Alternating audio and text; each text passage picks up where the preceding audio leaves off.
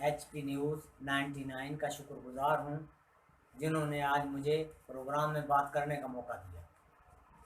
आज कई मौज़ूआत हैं जिन पर बात करनी चाहता हूँ, लेकिन सरेदस्त एक मौजू है पुलिस इस्लाहात के हवाले से।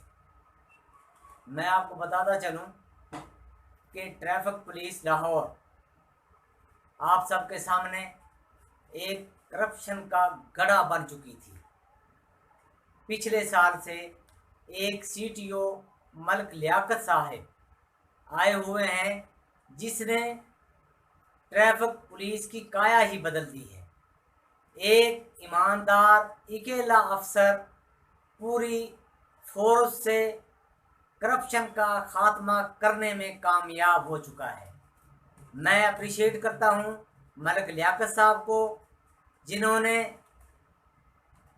सिटी ट्रैफिक पुलिस से करप्शन का खात्मा कर दिया।